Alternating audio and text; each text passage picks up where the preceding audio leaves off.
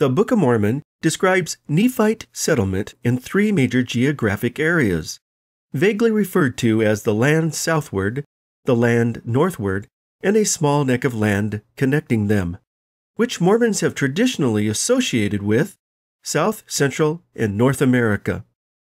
The Nephites are credited with rapid expansion and building numerous cities, with temples, palaces, towers, and high walls, aided by their knowledge of metallurgy.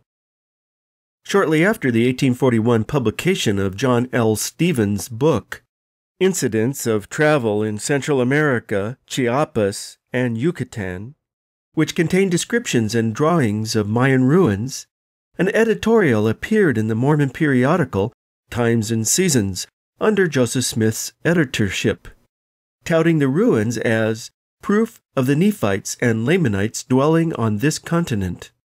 But one wonders just how much of this so-called proof was known to Joseph Smith's contemporaries before the Book of Mormon's publication. Hi, Dan Vogel here. The purpose of this video is to explore what was known about New World antiquities and ruins before Joseph Smith sat down and dictated the Book of Mormon in 1829, and how that information compares to what is claimed in the Book of Mormon. In other words, the question I will be exploring today is, does the contents of the Book of Mormon demand an extensive knowledge of New World antiquities beyond what was known by Joseph Smith's contemporaries?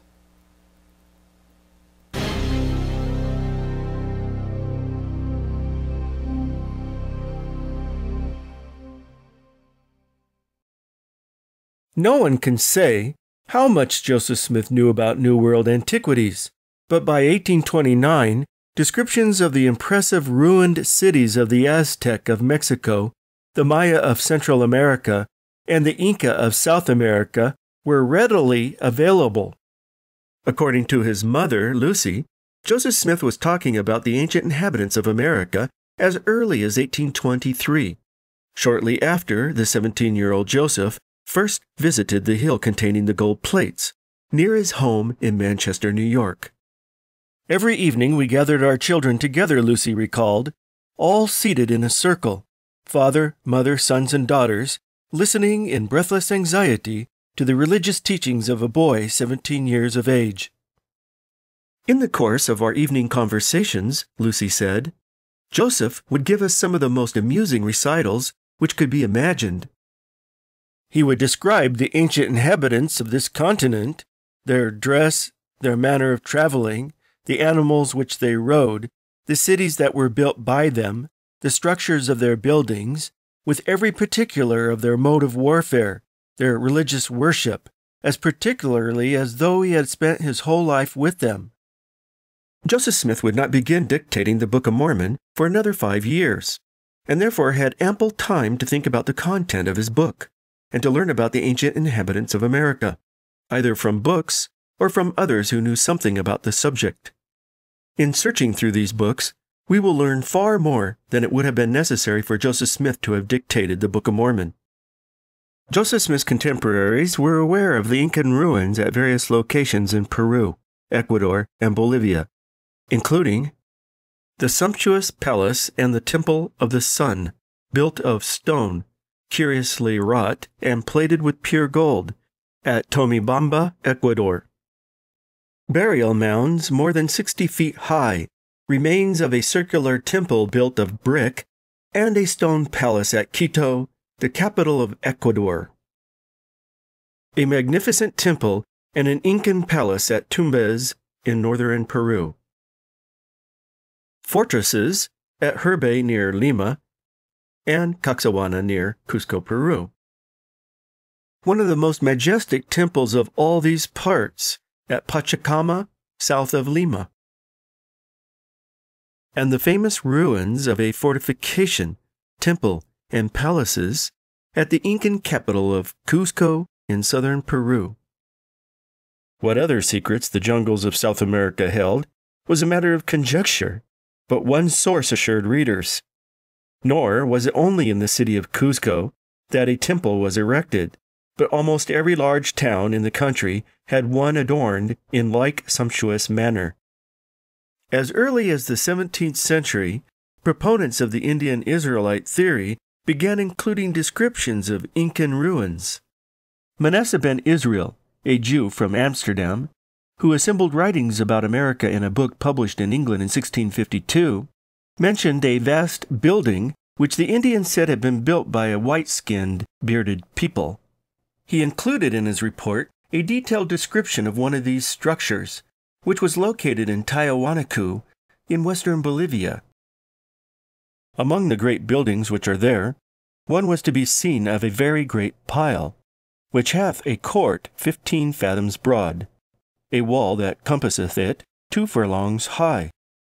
On one side of the court is a chamber 45 foot long and 22 broad. The court, the wall, the pavement, the chamber, the roof of it, the entrance, the posts of the 2 gates of the chamber, and the entrance are made only of one stone. The Indians say that the house is dedicated to the Maker of the world. I conjecture that building to be a synagogue, built by the Israelites. English clergyman Thomas Thorogood and American missionary John Eliot, writing less than a decade later, borrowed heavily from Rabbi Israel. In addition, both men believed that the Peruvians had their temples and priests, and they their chambers there, much after the manner which Solomon built.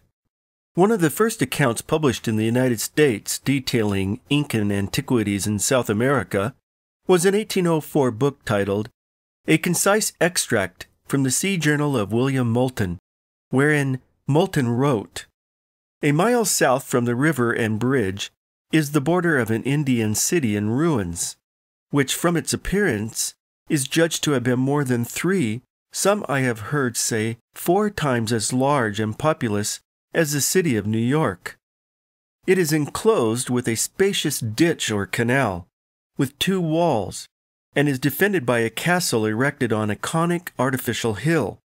This hill is raised 300 feet above the surface of the plain, which overlooks the whole, surrounded by several walls, from whence is a covered walkway, which leads down to the principal palace and bath in the city.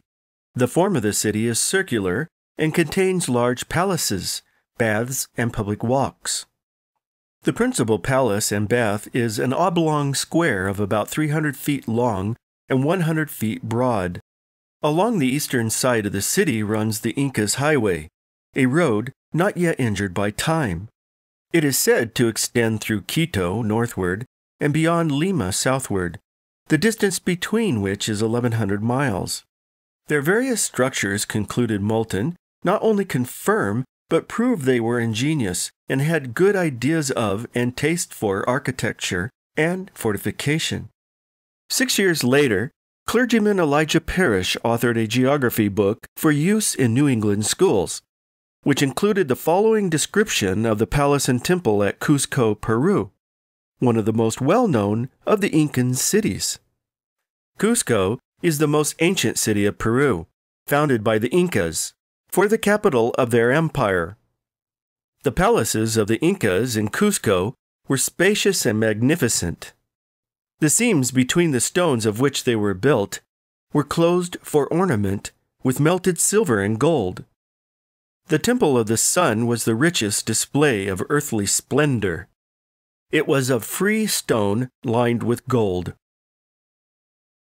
Joseph Smith's contemporaries also knew about Aztec ruins in Mexico and Olmec and Mayan ruins in Central America, including the famous pyramid at Cholula, the many burial mounds and 2 pyramids of the sun and moon at Teotihuacan, the military entrenchment at Xochicalco, a palace or temple at Oaxaca, a pyramidal edifice of great antiquity of large hewn stone at Papantla, and a massive temple complex at Palenque in southern Mexico. In 1811, a book by famous traveler Alexander von Humboldt, Political Essay on the Kingdom of New Spain, appeared simultaneously in London and New York. Humboldt gave detailed descriptions of the pyramids of the sun and moon at Teotihuacan, the Great Pyramid at Cholula, as well as other ruins in Mexico. He believed the pyramids dated to the 8th or 9th century CE, but reported that others held that they were the work of the Olmecs, making them still more ancient. He also described the military entrenchment of Xochicalco. It is an insulated hill of 117 meters elevation, surrounded with ditches or trenches, and divided by the hand of man into 5 terraces, covered with masonry. The whole forms a truncated pyramid, of which the 4 faces are exactly laid down according to the 4 cardinal points. The platform of this extraordinary monument contains more than 9,000 square meters, and exhibits the ruins of a small square edifice, which undoubtedly served for a last retreat to the besieged. Ethan Smith later included Humboldt's description of the Pyramid of Cholula in his book View of the Hebrews, published in 1823 and 1825. Antonio del Rio's 1822 book, Description of the Ruins of an Ancient City Discovered near Palenque, was another important early source of information. Published in London, Rio's book was cited 2 years later in the History of the State of New York by John Yates and Joseph Moulton. In addition, Mark Beaufoy, William Bullock, Domingo Juarros, and John Ranking, all publishing books in London during the 1820s, knew of Rio's book and the Palenque ruins. Beaufoy also described the pyramids at Teotihuacan, Cholula, and other locations in Mexico. Bullock reported that Mexican antiquities included the remains of pyramids, castles, fortifications, temples, bridges, houses, and towers, 7 stories high. Bullock even published this engraving of the Pyramid of the Sun at Teotihuacan in his 1824 book. Juarros described well-defended cities, magnificent palaces, fortresses constructed with much art, buildings of pure ostentation and grandeur, and the remains of a magnificent building constructed of hewn stone. In 1823, Tennessean John Haywood described Mexican temples, towers, and roads found deep in the jungle. Thus, surprisingly detailed, if not completely accurate, accounts of Mexican and South American ruins were more or less readily available to 19th century Americans. Perhaps more significant, however, were the reports of impressive antiquities closer to home.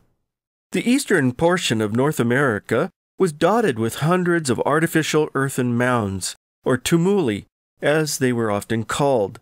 The Reverend Thaddeus Mason Harris, who toured the region northwest of the Allegheny Mountains in 1803, wrote, "The vast mounds and walls of earth, discovered in various parts of this western region, have excited the astonishment of all who have seen or heard of them.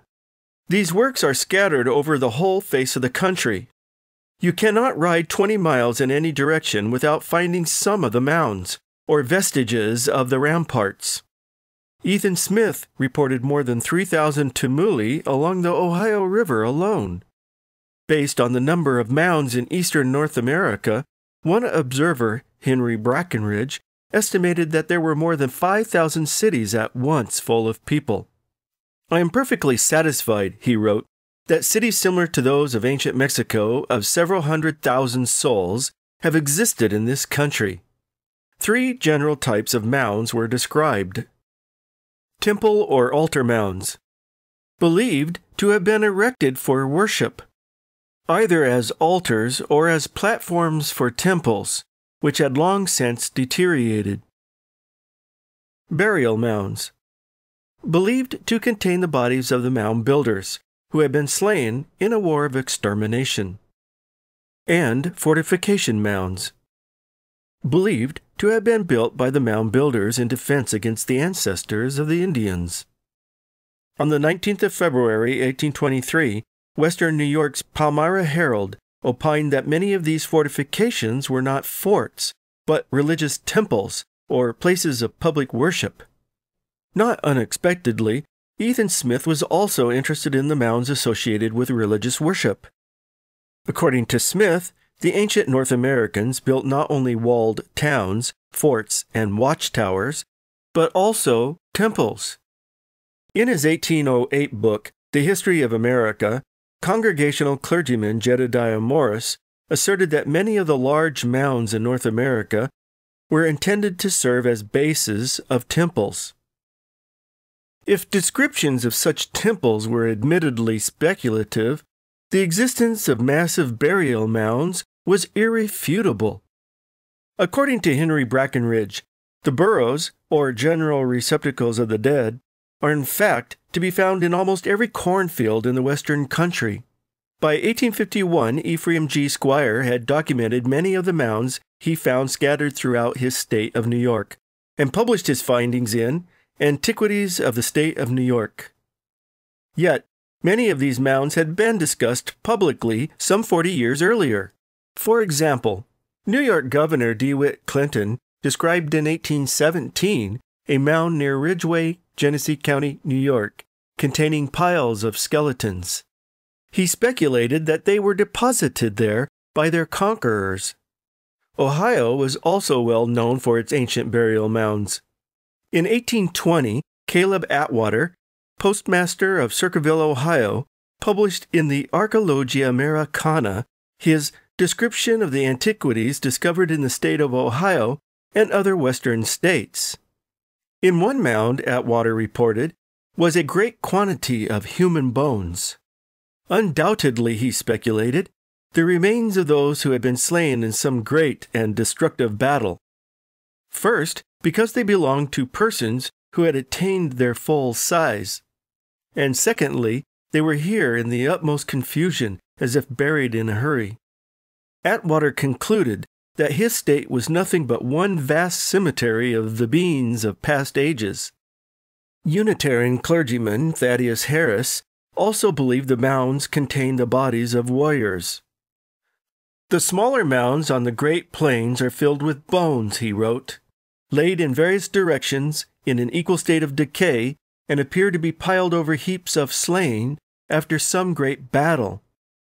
The Palmyra Register, for the 21st of January, 1818, stated that the unfortunate mound builders must have been killed in battle and hastily buried. Battle seemed a likely explanation for the burial mounds, no doubt, because many of the mounds in the northeastern United States evidently had been built as fortifications. Although rare, a few of these fortifications were built of stone. But it was Atwater's description of earthen-walled fortifications that was much more typical. Near Newark, Ohio, he wrote, is a fort containing about 40 acres within its walls, which are generally, I should judge, about 10 feet in height. Leading into this fort are 8 openings or gateways, about 15 feet in width, in front of which is a small mound of earth, in height and thickness resembling the outer wall. These small mounds are about 4 feet longer than the gateway is in width. These small mounds of earth were probably intended for the defense of the gates, opposite of which they are situated. Several of the earthen fortifications Atwater described were protected by ditches or trenches. Among the works near Paint Creek, he wrote, is a circular work containing between 7 and 8 acres, whose walls are not now more than 10 feet high, surrounded with a ditch. Atwater also described at least one fortification which seemed to have been topped with picketing for added protection. This fort near his home in Circleville, Ohio, had been constructed with 2 circular walls of earth, separated by a ditch. The round fort was picketed in, if we are to judge from the appearance of the ground on and about the walls. Halfway up the outside of the inner wall is a place distinctly to be seen, where a row of pickets once stood, and where it was placed when this work of defense was originally erected. Other observers also conjectured that the walls of earth had been topped with wooden pickets. For example, Thaddeus Harris, who visited some of the mounds of Ohio in 1803, wrote, it is not unlikely also that these fenced cities were rendered secure by a wooden wall or palisade on the top of the parapet, and that the passages were gateways protected by towers built over them. From one of these to another is about 2 arrow shots, so that the archers in the towers would be able to defend the whole distance of the wall between them, while those in front could ward off the assailants at the passage. Detailed descriptions of the fortification mounds in Joseph Smith's region of western New York were readily accessible. As early as 1812, DeWitt Clinton described the earthen ramparts near such cities as Onondaga, Pompeii, Manlius, Oxford, Scipio, Jamesville, Ridgeway, Canandaigua, and others. Yates and Moulton described many of the same mounds in their 1824 History of New York. Given his early interest in the antiquities of ancient America, it is quite possible that Joseph Smith visited some of these mounds. Biographer Fawn M. Brody estimated that there were at least 8 mounds within 12 miles of the Smith farm near Palmyra. For example, there was an Indian burial mound in Clifton Springs, a little more than 5 miles south of the Smith farm. About 10 miles away, near Victor, there was not only a mound, but an ancient fortification, showing evidence of once being picketed and some Indian graves. There were 3 mounds 10 miles south in Canandaigua, where the Smiths occasionally conducted business. And east of Canandaigua, on the road to Geneva, was the circular wall of one of New York's most famous ancient fortifications.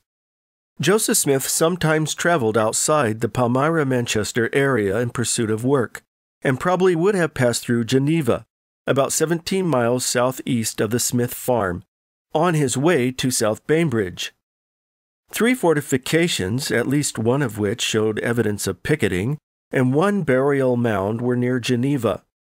When he traveled to Chenango County to dig for money, Joseph passed near mounds in Norwich, Greene, and Oxford. Near Oxford, about 15 miles north of South Bainbridge, there were many mounds and stone-lined Indian graves. Within Oxford village was another of New York's most famous mounds. After describing the banks of earth and the ditches there, Clinton wrote in 1817, "Probably this work was picketed in, but no remains of any wooden work have been discovered." Many early writers explicitly linked the North American mounds with the ruins of Mexico, Central America, and Peru. James Sullivan, writing in 1795, asserted that the Ohio mounds and fortifications must have been raised by the people of Mexico and Peru, because the northern nations never possessed the art. Thaddeus Harris asserted in 1805 that North American burial mounds and fortifications were of the same structure of those of the Mexicans. Yates and Moulton also saw the ruins of their own state of New York as part of one great project. These remains of art may be viewed as connecting links of a great chain, which extends beyond the confines of our state, and becomes more magnificent and curious as we recede from the northern lakes, pass through Ohio into the Great Vale of the Mississippi, thence to the Gulf of Mexico through Texas into New Mexico and South America. In this vast range of more than 3,000 miles, these monuments of ancient skill gradually become more remarkable for their number, magnitude, and interesting variety, until we are lost in admiration and astonishment. In 1824, the Columbian historian described this chain of ruins in much the same way.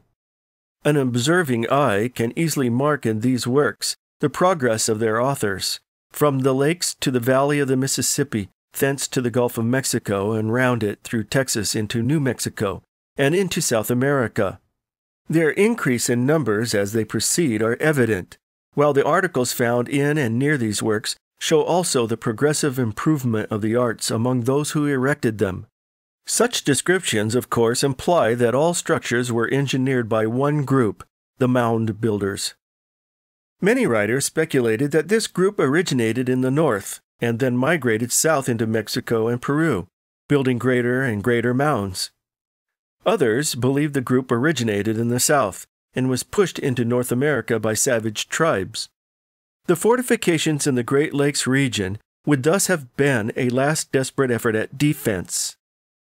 It is not widely known, but in 1842 Caleb Atwater wrote a letter to the postmaster of Nauvoo, who was then Sidney Rigdon, and proposed a special edition of the Book of Mormon be bound with his 1820 study of the Ohio mounds. In this letter, he made the following interesting statement. Great doubts exist as to whether they came from Asia across at Bering Straits and journeyed onwards to western New York, then progressing slowly in a southwestern direction until they reached Mexico and Peru. Or starting from the last countries, they moved in a northeastern direction to western New York. Perhaps your prophet has found the records which they left buried in the earth, which inform us of all the migrations of that ancient people. Whatever the theory, the northeastern mounds were prime focal points, either the beginning or the end. Western New York was right in the center, as one observer would write in the Ohio Gazetteer in 1819. The place where they commence, or at least where they are very remarkable, is in the western part of the state of New York, near the southern shores of Lake Ontario. This would place significant mound builder history right in Joseph Smith's backyard. Observers not only wondered who the mound builders were, but how they accomplished such engineering feats. How could the mound builders have built the great pyramids, thrown up the great banks of earth, and dug the deep trenches without the use of metal tools? In 1805, Thaddeus Harris cautioned against assuming size presupposed the use of metal, however. It is in vain to conjecture what tools or machines were employed in the construction of these works. But there is no reason to suppose that any of the implements were of iron. Nothing that would answer to the purpose of a shovel has ever been discovered. Still, the dearth of examples of metal tools did not stop such conjecture, and Clinton's sentiments were undoubtedly more typical than those of Harris. The fortifications of North America, he wrote, could not have been constructed without the use of iron or copper. Ethan Smith proposed that the tools had perhaps been dissolved by rust.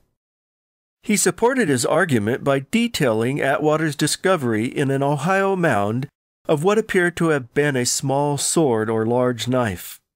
All that remained was a handle of elk horn and some traces of oxide, which was enough to convince Smith that the knife had once had an iron blade. Occasionally, claims surfaced that intact metal objects had been found in the North American mounds, and the mound builders were sometimes credited with objects of obvious European manufacture. The Portfolio reported in 1819 that one Tennessee mound contained an iron sword resembling the saber of the Persians or Scythians. John Haywood claimed that in addition to clay objects, iron and steel utensils and ornaments have also been found. The Ohio mound builders, he wrote, had swords of iron and steel bows, tools also of iron and steel, and chisels with which they neatly sculptured stone and made engravings upon it. In 1820, Atwater reported in the Archaeologia Americana that the mound builders had some very well manufactured swords and knives of iron, possibly of steel. He also claimed that in Virginia there was found about half a steel bow, which when entire would measure 5 or 6 feet. Thaddeus Harris indicated that plates of copper have been found in some of the mounds, but they appear to be parts of armor. And Ethan Smith recorded that although rare, silver, copper, and iron had been found in the North American mounds. It is true that North American Indians did hammer copper and silver, but they never achieved the metallurgical sophistication required to make iron or steel. Some who first dug in the mounds were unaware that some of the works they examined dated to post-colonial times. Through careful research, the Smithsonian Institution's Bureau of American Ethnology finally put to rest in the 1880s the idea that the mound builders were expert metallurgists. Many 19th century observers also miscalculated the ages of the mounds. In 1805, Thaddeus Harris, who counted the rings on the trees which were found growing on the walls of earth, estimated that the ancient forts were erected more than 1,000 years ago. In 1807, Patrick Gass said the fortifications were supposed to have been erected more than 1,000 years ago. Ethan Smith believed the trees on the walls of earth were a third growth, the last of more than 400 years, thus making the fortifications more than 1,000 years old. DeWitt Clinton, who visited a group of mounds near Canandaigua, estimated that the ancient works were near 1,000 years old. One of the Canandaigua mounds, known as the Sackett Site, was examined in 1959 by New York archaeologist William A. Ritchie, who, using carbon dating, estimated the site to date from 1140 CE, plus or minus 150 years. In fact, the Indian settlement around the mound existed until it was burned on the 10th of September 1779 by Major General John Sullivan.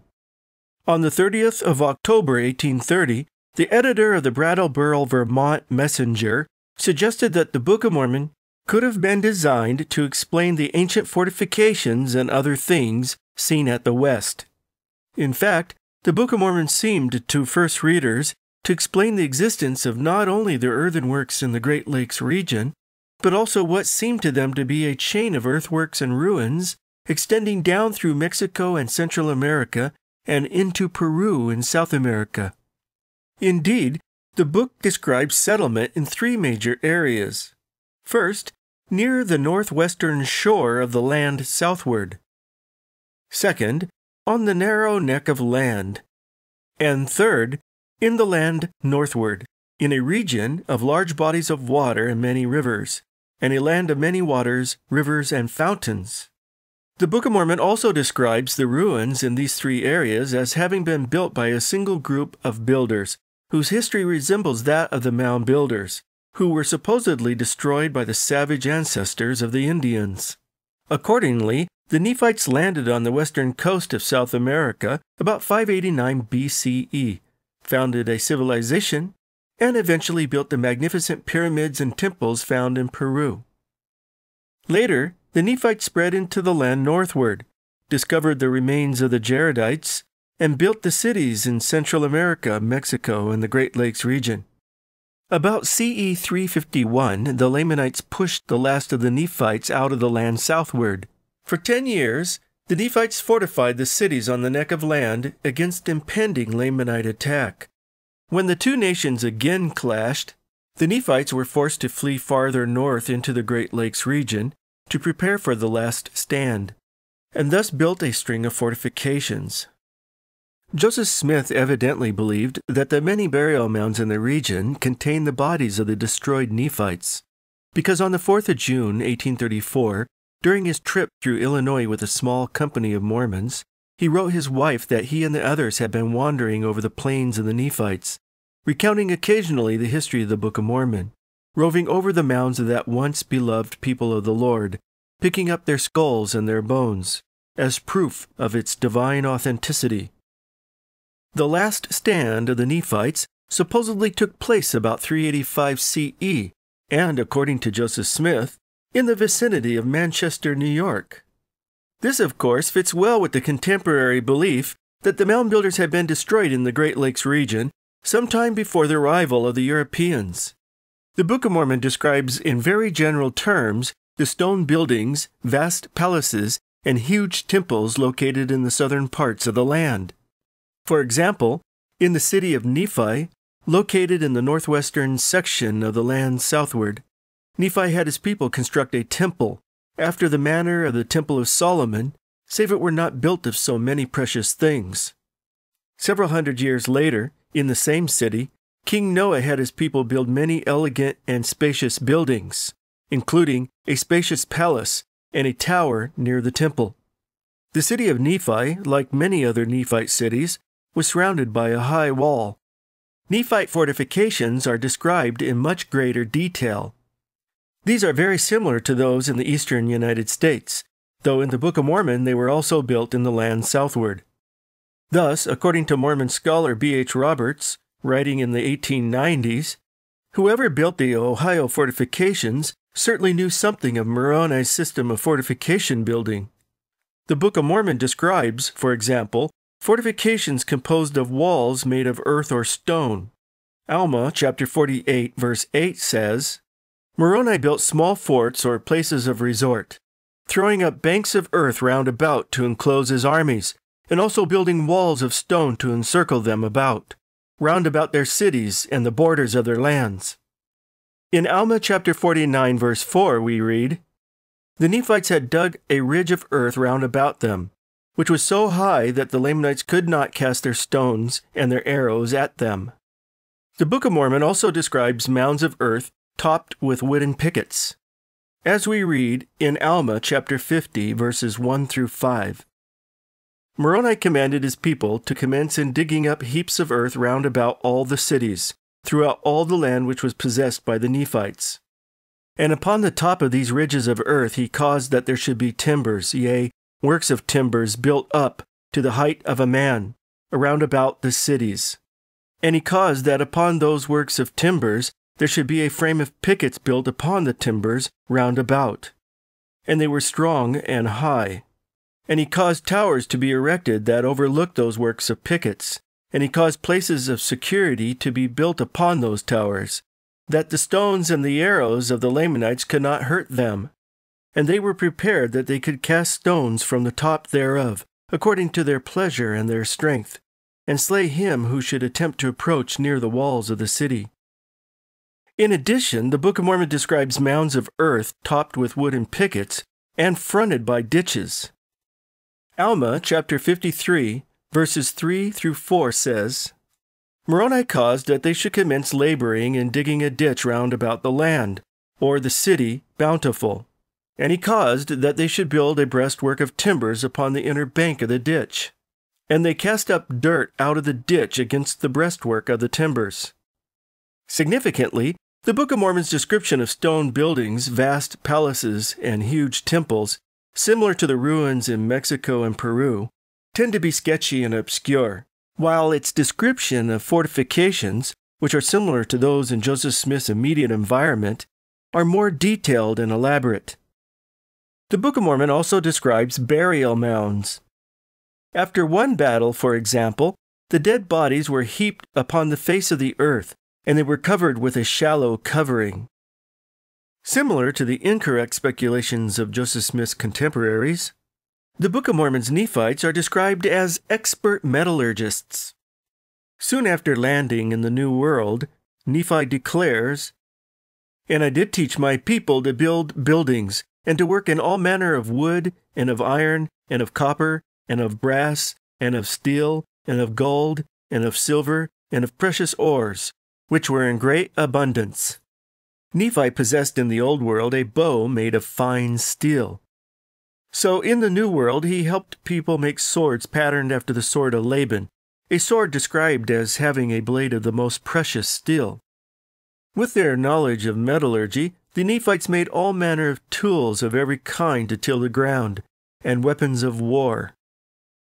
Thus, the Book of Mormon's description of the ancient ruins was congruent with contemporary descriptions of the remnants of an advanced civilization which had once peopled the Americas. Every new discovery of a mound or ruin only strengthened Mormon converts in their conviction that the mighty Nephites and Jaredites once occupied the land. Early Mormons proudly pointed to the similarities between the Book of Mormon fortifications and North American mounds. In 1834, Boston's Unitarian reported that the Mormons supposed the mounds throughout the western states, which have heretofore excited so much curiosity, are the remains of the cities of the Nephites and Lamanites. Edward Strutt Abdy wrote in 1835 that the mounds of earth, which have given rise to so much interest and speculation, are referred to by the preachers of the Mormon faith as proofs of the existence of these theocratic tribes of Nephites. And Mormon elder Charles Thompson argued in an 1841 pamphlet that such similarities were sufficient to show the public that the people whose history is contained in the Book of Mormon are the authors of these works. In 1842, the Times and Seasons published extracts from John L. Stevens' book, Incidents of Travel in Central America, Chiapas, and Yucatan, which included vivid descriptions and drawings of Mayan ruins, accompanied by an editorial usually credited to Joseph Smith. At least he was the editor at the time, which declared, "It will be seen that the proof of the Nephites and Lamanites dwelling on this continent is developing itself in a more satisfactory way than the most optimistic believer in the Book of Mormon could have anticipated. We cannot but think the Lord has a hand in proving the Book of Mormon true in the eyes of all the people. Surely, facts are stubborn things. It will be as it ever has been. The world will prove Joseph Smith a true prophet by circumstantial evidence." This certainly has not been the case, and time has not been good for Joseph Smith. Indeed, more than 180 years later, and there still is no such thing as Book of Mormon archaeology, and none of these cities have ever been found. Sure, some Mormon scholars like to point to Mayan ruins and speculate which ones might have been Nephite cities. Yet there still is no convincing evidence to confirm such conjecture. Moreover, these speculations exist within a theory of geography that itself is highly speculative and questionable. You know, the decipherment of Mayan hieroglyphs should have opened a floodgate of information on the Book of Mormon, but it did not. And one Mormon apologist has tried to defend the Book of Mormon by asserting that only 55% of Bible sites have been located, and 6 through inscriptions, the rest through geography and tradition, to which I respond, that's still 6 more than the Book of Mormon. I'm Dan Vogel. Thanks for watching.